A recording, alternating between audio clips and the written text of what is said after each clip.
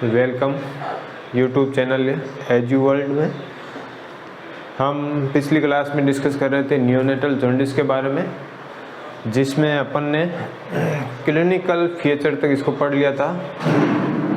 आज हम बात करेंगे इसके डायग्नोसिस के बारे में और इसके मैनेजमेंट के बारे में। तो इनको पढ़ने से पहले एक बार रिवाइज कर लेते हैं कि नियोनेटल जॉन्डिस होता क्या है। नियोनेटल जॉन्डिस के अंदर क्या होता है, येलोविश स्किन कलर का स्किन का कलर हो जाता है येलो ड्यू टू बिलिरुबिन की वजह से। अब बिलिरुबिन कितना बढ़ता है तो कलर येलो होता है। यदि नॉर्मल होता है अडल्ट के अंदर 1 से 1.3 mg/dl और जो बच्चे हैं उनमें लेस देन 5 mg/dl होता है। अब यदि अडल्ट के अंदर 2 से ज़्यादा हो जाता है बिलिरुबिन का लेवल तो उसे जॉन्डिस बोलते हैं, और बच्चे में नियोनेट के अंदर यदि 5 से ज़्यादा हो जाता है उसे जॉन्डिस बोलते हैं।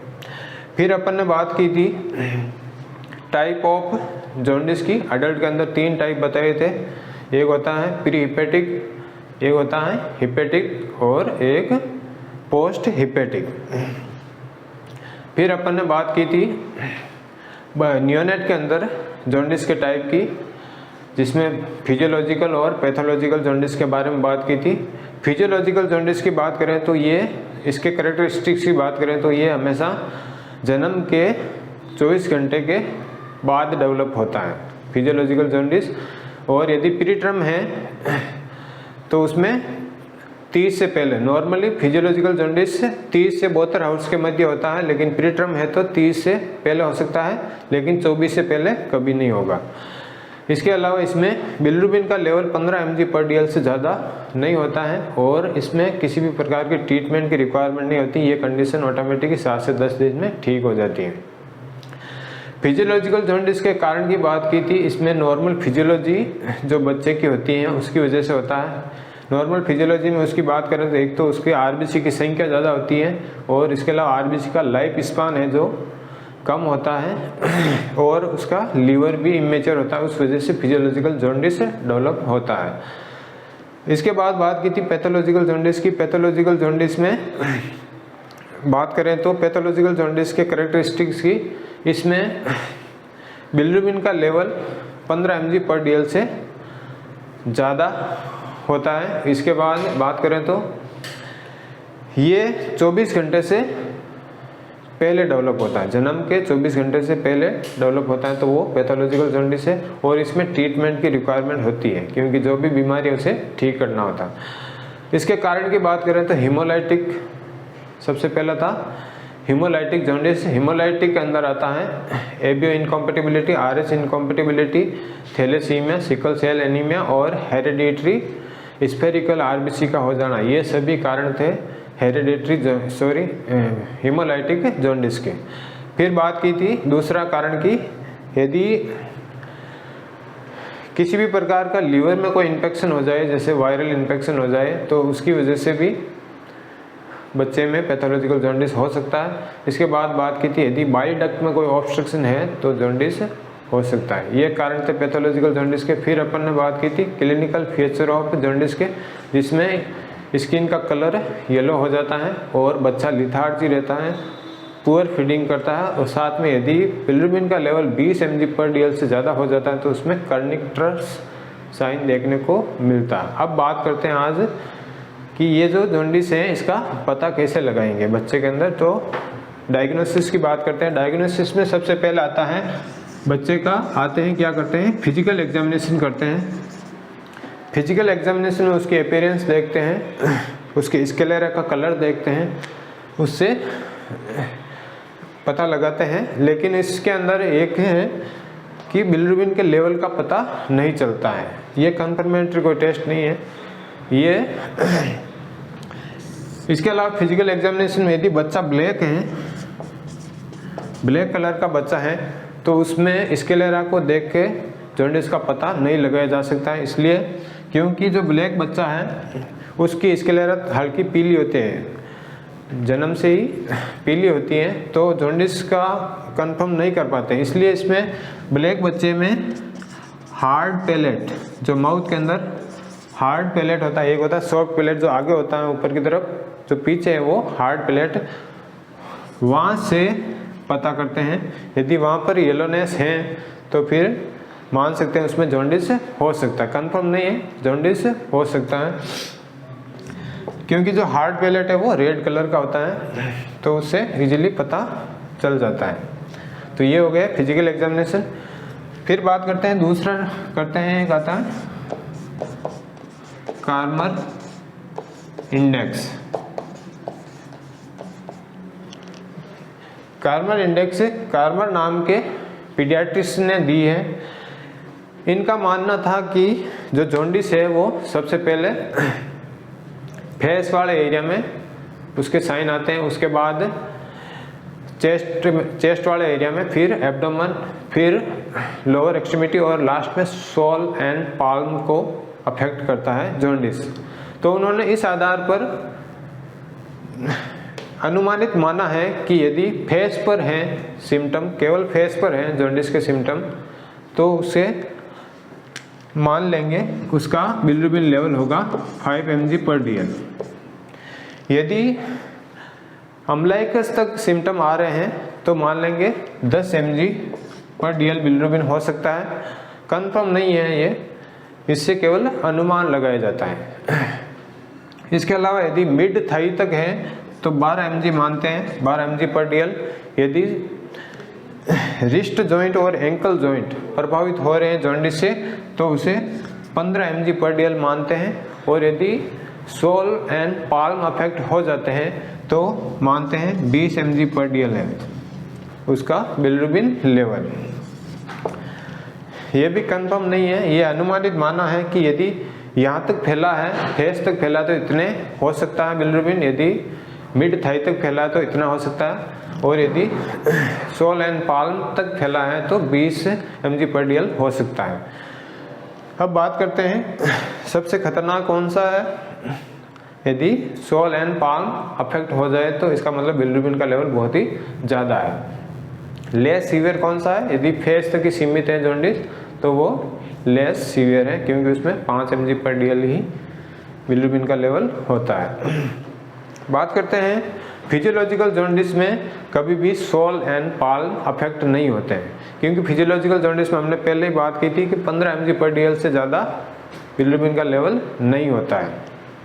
तो ये हो गया कार्मर इंडेक्स, पहला फिजिकल एग्जामिनेशन, दूसरा कार्मर इंडेक्स, दोनों ही कन्फर्मेटरी टेस्ट नहीं है। तीसरा है इनग्राम इक्टेरस डायग्नोसिस, इससे इनग्राम इक्टेरस, इसमें इनग्राम नाम के व्यक्ति ने एक मीटर दिया है, इक्टेरोमीटर, इनग्राम इक्टेरोमीटर नाम है इसका। इक्टेरस वर्ड आता है जॉन्डिस के लिए, मीटर है। इसमें क्या करते हैं, एक मीटर होता है जिसमें अलग अलग येलो बैंड होते हैं, येलो बैंड होते हैं, इस तरीके से येलो बैंड होते हैं जो हल्के पीले से लेकर ज़्यादा पीले की तरफ बढ़ते हैं। पहले हल्का होता है और लास्ट में ज़्यादा पीलापन होता है इन बैंड के अंदर। तो यदि पीलापन इनमें स्किन से मिलाकर देखते हैं इस मीटर को, स्किन को कैसे मिलाते हैं, सबसे पहले उसके फेस पर पिंच करते हैं। फेस पर पिंच करने के बाद क्या होगा, वहाँ से कैपिलरी हटेगी, हटने की वजह से डायरेक्ट टिश्यू नज़र आएगा। उस टिश्यू का कलर देखते हैं, उस टिश्यू का कलर किस तरीके का है, तो उस टिश्यू में देखते हैं यदि वो पीलापन उसमें नहीं है तो 0 नंबर देते हैं, यदि थोड़ा बहुत है तो 5 नंबर देते हैं, यदि उससे ज़्यादा पीलापन है तो 10 नंबर देते हैं, यदि उससे भी ज़्यादा है तो 15 देते हैं, और यदि बहुत ही ज़्यादा पीलापन आ रहा है तो उसमें 20 देते हैं। यानी कि ये क्या है, 0, 5, 10, 15, 20, ये क्या है, बिलिरुबिन का लेवल है mg/dl के अंदर। तो जैसे जैसे पीलापन बढ़ेगा यानी कि इसमें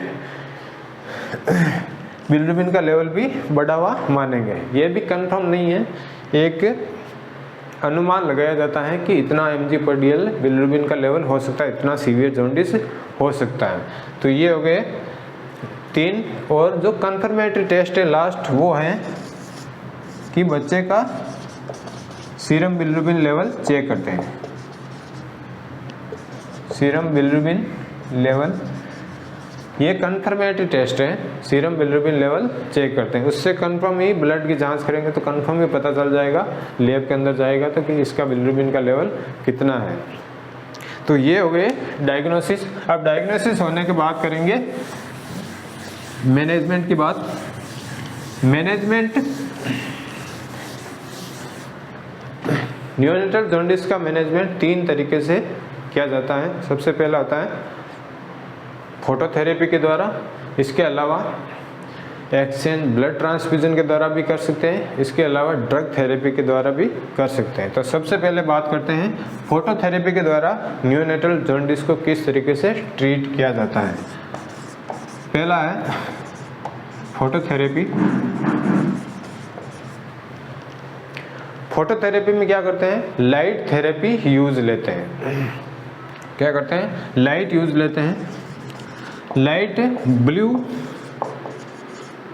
या वाइट कलर की यूज लेते हैं, ब्लू या वाइट कलर की यूज लेते हैं। ब्लू कलर का आजकल कम यूज करते हैं क्योंकि इसमें बच्चे में साइनोसिस का पता नहीं चल पाता है। आजकल ज़्यादा यूज़ करते हैं white colour. White colour light use करते हैं जब रेडियन वार्मर होता है उसके अंदर लाइट होती है ब्लू और वाइट, जिसमें आजकल ज़्यादा कौन सी करते हैं, वाइट कलर की।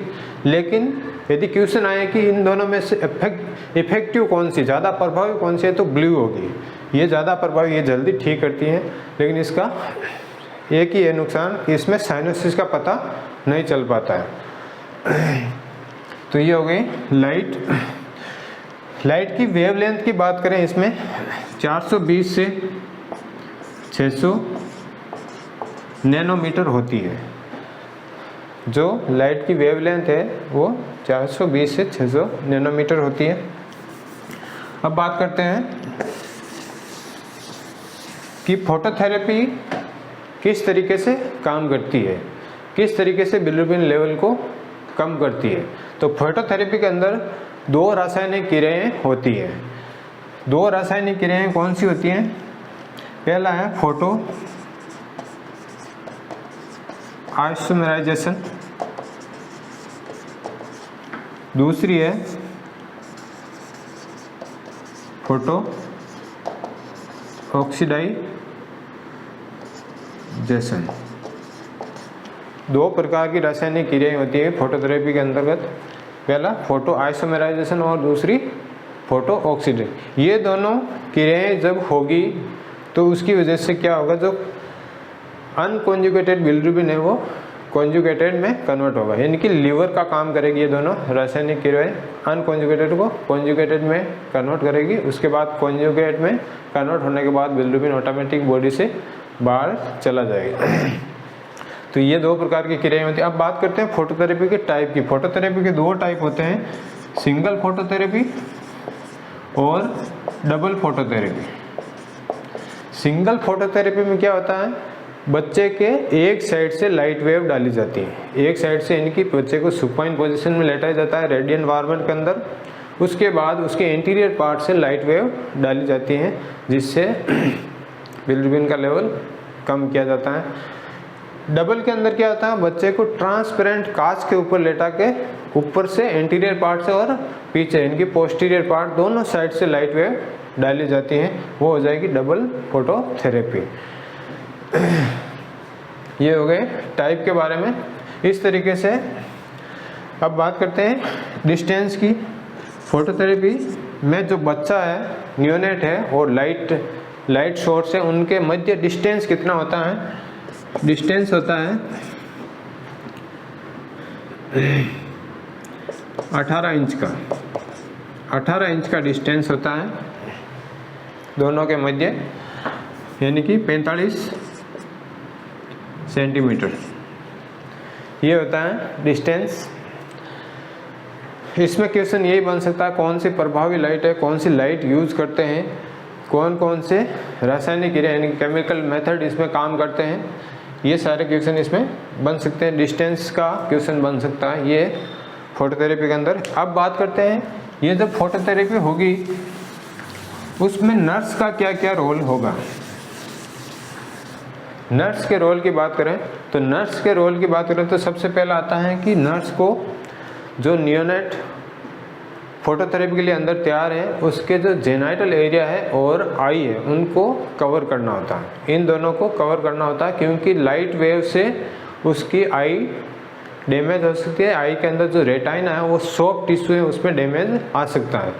और इसके अलावा जेनाइटल ऑर्गन में यदि डैमेज आ गया तो स्पर्म और ओवम नहीं बनेंगे, इसके लिए उनको कवर करना होता है। बात करते हैं नेक्स्ट रोल की। नेक्स्ट रोल में आता है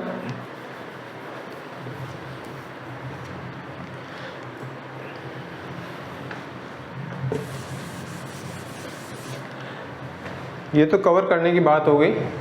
अब बात करते हैं कि उसे मैक्सिमम एक्सपोज करना, एज मच एज बच्चे को एक्सपोज करना है जितना पॉसिबल हो सके, क्योंकि जितनी ज़्यादा बॉडी पे लाइट गिरेगी, जितने पार्ट पे गिरेगी तो उतना ही जल्दी बिलिरुबिन का लेवल कम होगा। इसके बाद बात करते हैं उसके हाइड्रेशन लेवल को मेंटेन रखना होता है, क्योंकि लाइट वेव है, बॉडी से पानी पसीने के रूप में बच्चे के आ सकता है तो डिहाइड्रेशन में जा सकता है बच्चा, इसलिए उसे समय समय पर ब्रेस्ट फीडिंग करानी होती है। यदि बच्चा ब्रेस्ट फीडिंग नहीं कर रहा है तो कटोरी चम्मच से उसे मिल्क देना है ताकि उसका हाइड्रेशन लेवल मेंटेन रहे। अब बात करते हैं फोटोथेरेपी के कॉम्प्लिकेशन की। ये तो नर्स के रोल की बात हो गई। कॉम्प्लिकेशन क्या क्या हो सकता है? कॉम्प्लिकेशन यही है कि बच्चे में इलेक्ट्रिक शॉक का खतरा रहता है। इलेक्ट्रिक शॉक लग सकता है क्योंकि रेडिएट आर्मर के अंदर किसी भी लाइटिंग सोर्स की वजह से या तार की वजह से इलेक्ट्रिक शॉक लग सकता है। इसके अलावा सेकंड की बात करें तो डिहाइड्रेशन हो सकता है। अभी बात की थी डिहाइड्रेशन कैसे होता है। तीसरा है फोटोथेरेपी से bronze baby syndrome. Bronze baby syndrome देखने को मिल सकता है। ब्रॉन्ज का मतलब होता है तांबे का कलर का, तांबा जैसी स्किन बच्चे की नज़र आने लग सकती है, क्योंकि फोटोथेरेपी के द्वारा क्या होता है जो भी वेस्ट प्रोडक्ट हैं वो स्किन के नीचे जमने लगता है, ब्लड से निकल के स्किन के नीचे जमने लगता है, तो उसमें बच्चा ब्रॉन्ज कलर का नज़र आने लगता है। तो ब्रॉन्ज बेबी सिंड्रोम फोटोथेरेपी में देखने को मिल सकता है। यदि ये नज़र आए तो ये कोई नॉर्मल कंडीशन नहीं है, इसमें तुरंत डॉक्टर को इन्फॉर्म करना होता है। यदि क्वेश्चन आ जाए तो इसमें इन्फॉर्म टू फिजिशियन, ये ऑप्शन ठीक होगा। इसके अलावा फोटोथेरेपी से हाइपरथर्मिया हो सकता है। हाइपरथर्मिया कैसे होगा? क्योंकि लाइट सोर्स है तो लाइटिंग की वजह से बच्चे का टेम्परेचर बढ़ सकता है और हाइपोथर्मिया हो सकता है। हाइपोथर्मिया कैसे होगा? क्योंकि उसके जो भी कपड़े वगैरह हैं हटाए जाते हैं, उससे ज़्यादा से ज़्यादा एक्सपोज किया जाता है, तो उस वजह से हाइपोथर्मिया भी हो सकता है। तो ये सारे कॉम्प्लिकेशन होते हैं फोटोथेरेपी के। तो पहला प्रकार का मैनेजमेंट हो गया फोटोथेरेपी के द्वारा बिलिरुबिन का लेवल कैसे कम किया जाता है। सेकंड है एक्सचेंज ब्लड ट्रांसफ्यूजन।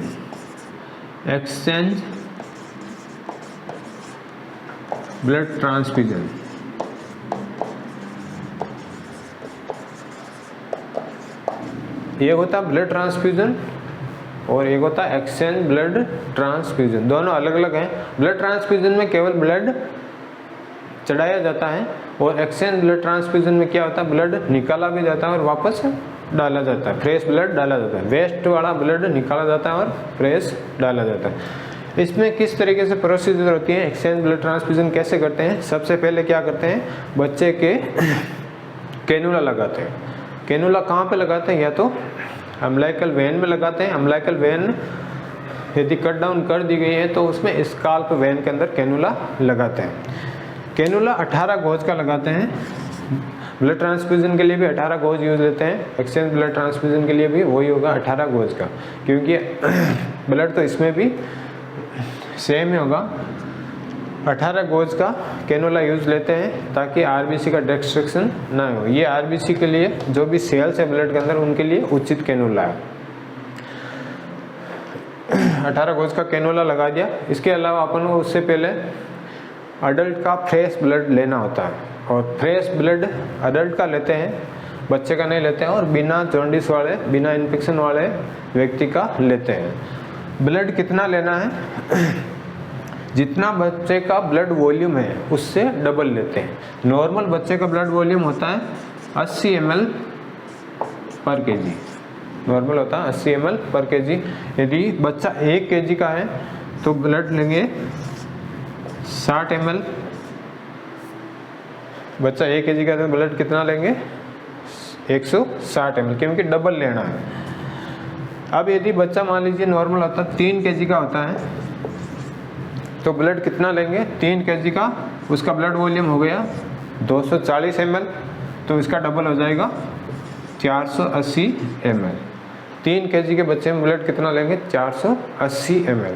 अब बात करते हैं इसमें ब्लड वॉल्यूम से डबल क्यों लेते हैं? वॉल्यूम से डबल इसलिए लेते हैं क्योंकि इसमें क्या करते हैं, पहले 10 ml ब्लड बच्चे का निकाला जाता है और फिर 10 ml ब्लड वापस से बच्चे में पुश किया जाता है।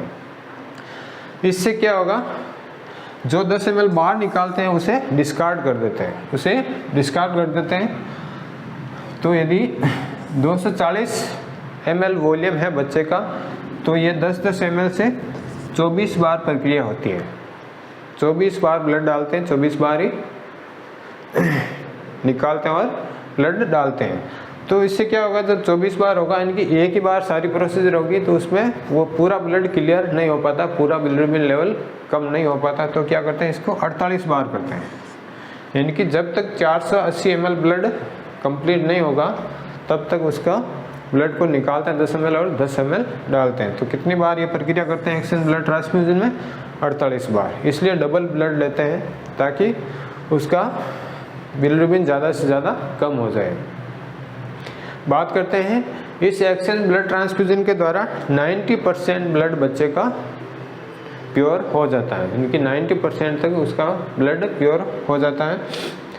इस तरीके से करते हैं एक्सचेंज ब्लड ट्रांसफ्यूजन। अब बात करते हैं ब्लड ट्रांसफ्यूजन से क्या क्या कॉम्प्लिकेशन हो सकती है। ब्लड ट्रांसफ्यूजन से सबसे पहले बात करें तो एलर्जिक रिएक्शन हो सकता है,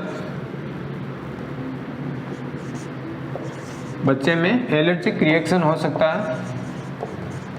एलर्जिक रिएक्शन कैसे होगा, क्योंकि बच्चे के लिए फ्रेश ब्लड है, नया ब्लड है, तो बॉडी एक्सेप्ट करे या नहीं करे तो उसकी वजह से एलर्जिक रिएक्शन होगा। एलर्जिक रिएक्शन का अपन को पता कैसे चलेगा, बच्चे के अंदर फीवर, शिवरिंग, रैश वगैरह डेवलप हो सकते हैं। ये सारे सिम्टम आए तो मतलब एलर्जिक रिएक्शन है। यदि इस तरह के सिम्टम नज़र आए तो क्या करना है, नर्स का रोल होगा स्टॉप द ट्रांसफ्यूजन, यानी कि तुरंत ब्लड ट्रांसफ्यूजन को स्टॉप करना है। क्या करना है, स्टॉप करना ब्लड ट्रांसफ्यूजन को। ये साथ साथ अपन प्रिवेंशन भी जान रहे हैं, लेकिन एलर्जिक रिएक्शन में प्रिवेंट नहीं कर सकते हैं, उसे रोकना ही होता। अपन पढ़ रहे हैं complication of exchange blood transfusion के। सबसे पहले एलर्जिक रिएक्शन है, इसमें साथ साथ ही अपन प्रिवेंशन पढ़ रहे हैं कॉम्प्लिकेशन के साथ साथ, इनकी इन कॉम्प्लिकेशन को कैसे रोक सकते हैं। तो एलर्जिक रिएक्शन को हम रोक नहीं सकते हैं, ये कॉम्प्लिकेशन एक ऐसा ही है। बाकी कॉम्प्लिकेशन उन्हें रोक सकते हैं, इसे नहीं रोक सकते। इसमें क्या करना, स्टॉप करना होगा ट्रांसफ्यूजन को। स्टॉप करके क्या होगा ना, एविल इंजेक्शन लगाते हैं। यदि एलर्जिक रिएक्शन है तो एविल का इंजेक्शन लगाते हैं या फिर हाइड्रोकोर्टिसोन का इंजेक्शन लगाते हैं। सेकंड प्रायोरिटी पे होगा हाइड्रोकोर्टिसोन का इंजेक्शन। तो इस तरीके से एलर्जिक रिएक्शन हो सकती है और इस तरीके से अपन उसमें मैनेजमेंट करते हैं। दूसरा है कि एक्सचेंज ब्लड ट्रांसफ्यूजन से हाइपरवोलेमिया हो सकता है। क्या हो सकता है? हाइपरवोलेमिया। दूसरा है हाइपरवोलेमिया। हाइपरवोलेमिया किस कंडीशन में होगा? जब बच्चे में तेजी से ब्लड चढ़ा दिया जाए, ब्लड तेजी से चढ़ा दे तो सर्कुलेटरी ओवरलोड हो जाएगा उसके अंदर, उस कंडीशन को बोलते हैं हाइपरवोलेमिया। यानी कि 1 घंटे के अंदर मान लीजिए 25% ब्लड चढ़ाना था बच्चे को, लेकिन आपने 75% चढ़ा दिया, तो उस कंडीशन में क्या होगा? हाइपरवोलेमिया डेवलप हो जाएगा। अब बात करते हैं, यदि क्रैकल साउंड, बच्चे की चेस्ट साउंड आप चेक करें, यदि क्रैकल साउंड आ रही है, क्रैकल साउंड आ रही है, तो दो ही कंडीशन में क्रैकल साउंड आती है। एक तो हाइपरवोलेमिया और दूसरी पल्मोनरी एडिमा। पल्मोनरी एडिमा, यदि क्रैकल साउंड आ रही है तो मान सकते हैं उसमें हाइपरवोलेमिया हो सकता है। इसके अलावा ये पल्मोनरी एडिमा में भी देखने को मिलती है क्रैकल साउंड। अब बात करते हैं हाइपरवोलेमिया को अपन प्रिवेंट कैसे कर सकते हैं। Prevent slow the transfusion. इसमें क्या करते हैं? जो भी ट्रांसफ्यूजन है वो स्लो करते हैं, यानी कि 25% करना तो वो 25% ही 1 घंटे में धीरे धीरे करते हैं। स्लो द ट्रांसफ्यूजन, इस तरीके से इसे प्रिवेंट कर सकते हैं। नेक्स्ट है हाइपोवोलेमिया हो सकता है। हाइपोवोलेमिया यानी कि जितनी मात्रा 1 घंटे में चढ़नी चाहिए थी, यानी कि आपने निकाल तो लिया ज़्यादा और चढ़ाया कम, तो उस कंडीशन में हाइपोवोलेमिया हो सकता है। तो इसको प्रिवेंट करने के लिए अपन को प्रॉपर मात्रा में ब्लड एक्सचेंज करना होता है, ताकि हाइपोवोलेमिया और हाइपरवोलेमिया को रोका जा सके। इसके अलावा बच्चे में एक्सचेंज ब्लड ट्रांसफ्यूजन से हाइपरकैलेमिया हो सकता है। हाइपरकैलेमिया अपन ने बात की थी, सेल के अंदर जो आयन होता है वो है पोटेशियम और जो बाहर होता है वो सोडियम। तो यदि ओल्ड ब्लड बच्चे में चढ़ा दिया जाए, कोई पुराना ब्लड चढ़ा दिया जाए, जिसमें क्या होगा? आरबीसी टूट जाएगी। ओल्ड ब्लड के अंदर आरबीसी टूटेगी, जो पोटेशियम है वो ब्लड के अंदर आ जाएगा, जिसकी वजह से ब्लड के अंदर उसका लेवल बढ़ावा मिलेगा। तो हाइपरकैलेमिया भी मिल सकता है, लेकिन इसको प्रिवेंट करने के लिए क्या होगा? बच्चे के अंदर फ्रेश ब्लड ट्रांसफ्यूज करना है, नया ब्लड ट्रांसफ्यूज करना। इसके अलावा नेक्स्ट कॉम्प्लिकेशन की बात करते हैं, वो है हाइपोकैल्सीमिया।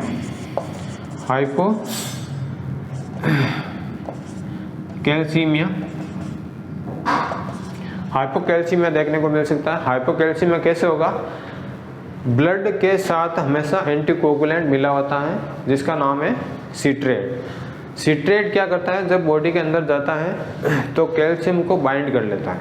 जब बच्चे की बॉडी में सिट्रेट ब्लड के साथ जाएगा तो वो बच्चे के अंदर कैल्शियम को बाइंड कर ले।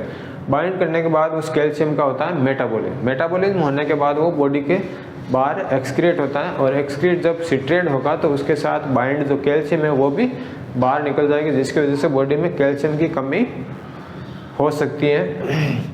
उस वजह से बच्चे में कॉम्प्लिकेशन के तौर पर हाइपोकैलेमिया हो सकता है। हाइपोकैल्सीमिया हो सकता है। अब हाइपोकैल्सीमिया को रोकने के लिए क्या करते हैं? कैल्शियम ग्लूकोनेट लगाते रहते हैं समय समय पर। कब लगाना? 50 ml ब्लड ट्रांसफ्यूजन करने के बाद 0.5 ml कैल्शियम ग्लूकोनेट लगाते हैं। 0.5 mg कैल्शियम ग्लूकोनेट लगाते हैं।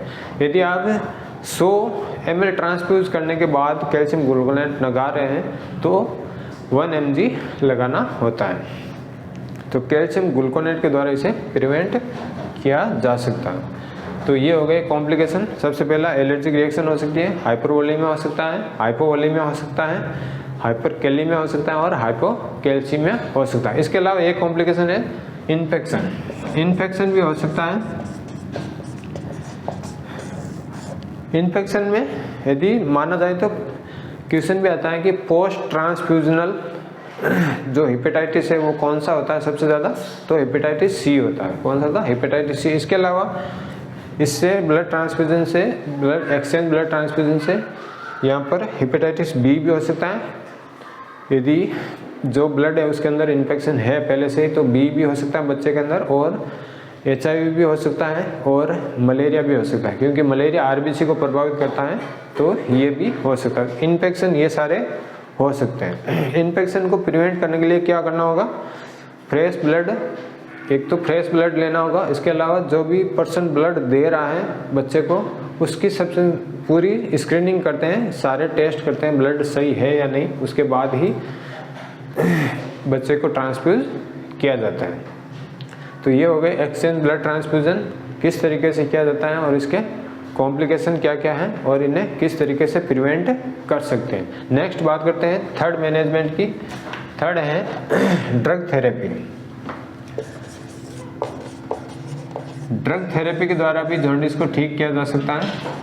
ड्रग थेरेपी में एक ही प्रकार के ड्रग यूज लेते हैं जॉन्डिस के अंदर, वो है फिनोबार्बिटॉन।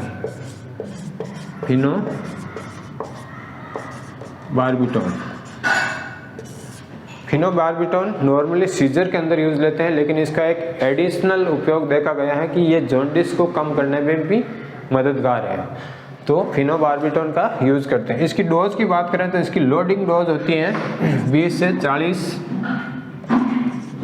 mg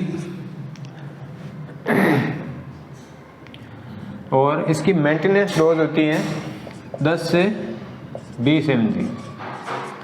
लोडिंग डोज का मतलब है शुरुआत में ये दवाई है जो थोड़ी फास्ट दी जाती है, तो वो होती है 20 से 40 mg, और जो मेंटेनेंस डोज जो बाद के अंदर धीरे धीरे दी जाती है वो हो गई मेंटेनेंस डोज, वो होती है 10 से 20 mg। तो ये हो गई ड्रग थेरेपी। ड्रग थेरेपी के द्वारा भी अपन प्रिवेंट कर सकते हैं। एक बात करते हैं, पॉइंट छूट गया था कि एक्सचेंज ब्लड ट्रांसफ्यूजन के द्वारा बच्चे में हाइपोथर्मिया भी हो सकता है। हाइपोथर्मिया कैसे होगा कि यदि ब्लड है वो यदि ज़्यादा ठंडा है तो उसकी वजह से वो ठंडा ब्लड ट्रांसफ्यूज कर दिया तो हाइपोथर्मिया हो सकता है। अब उससे प्रिवेंट करने के लिए क्या करते हैं, ये क्वेश्चन आता है कि हाइपोथर्मिया को प्रिवेंट करने के लिए क्या करते हैं, तो ब्लड को सबसे पहले रूम टेम्परेचर पर वार्म किया जाता है। क्या करते हैं, ब्लड को रूम टेम्परेचर पर वार्म करके फिर बच्चे में ट्रांसफ्यूज किया जाता है। तो ये हो गया इसका मैनेजमेंट। यदि बिलिरुबिन का लेवल बच्चे में कम है तो फोटोथेरेपी के द्वारा कर सकते हैं उसका ट्रीटमेंट। यदि ज़्यादा लेवल है तो फिर एक्सचेंज ब्लड ट्रांसफ्यूजन करना पड़ता है और ड्रग भी देनी पड़ती है। तो ये हो गया सारा नियोनेटल